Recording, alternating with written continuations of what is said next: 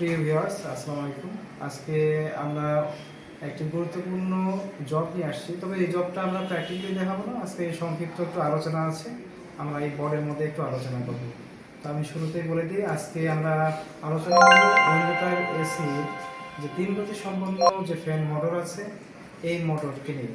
আমরা অলরেডি আমাদের বোর্ডের উপরে লেখা আছে যে উইন্ডোটার AC 3 speed single phase motor terminal identification.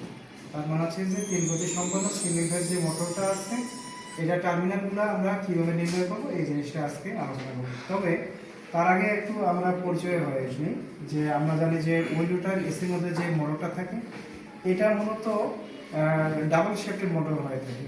এই ডাবল শেফটেড মোটরের মধ্যে একদিকে আমাদের ব্লোয়ার ফ্যান মোটর লাগানো থাকে, অপরদিকে কন্ডেন্সার ফ্যান বা প্রোপেলার ফ্যান বলা হয়, এটাকে প্রোপেলার ফ্যান বলা হয়। তো এই মোটরের সাথে আমরা বলছিলাম যে এই মোটরটা ডাবল শেফটেড বলার উদ্দেশ্য হচ্ছে যে দুইটা ফ্যান আমাদের এখানে কানেক্ট থাকে। তো ব্লোয়ার ফ্যান মোটরটা কী করে, এটা মূলত আমাদের রুমের ভিতরে যে গরম বাতাসটা, এটা টেনে নিয়ে বাতাসটাকে ঠান্ডা করে আবার রুমের মধ্যে প্রেরণ করে।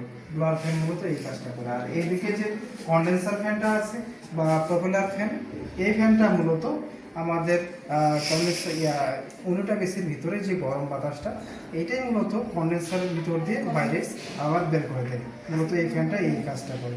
তো এইখানে টার্মিনাল যেহেতু আমরা আইডেন্টিফিকেশন করবো বা চিহ্নিত করবো, তো এখানে দেখি যে অনেকগুলো টার্মিনাল আছে। এগুলো প্রত্যেকটাই আমরা টার্মিনাল বলতেছি বা পয়েন্ট বলতেছি, বা এদিক দিয়ে লাইনগুলো আমাদের বের হয়ে যায়।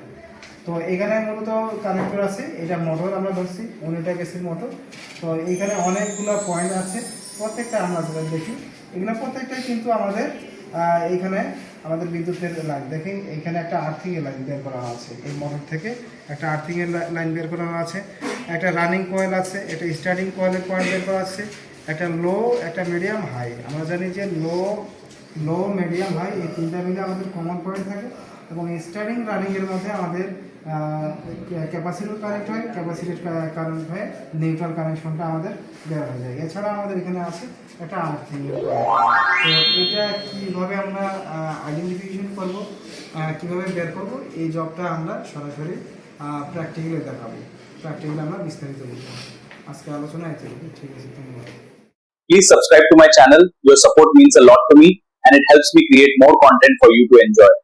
Thank you for your continued viewership.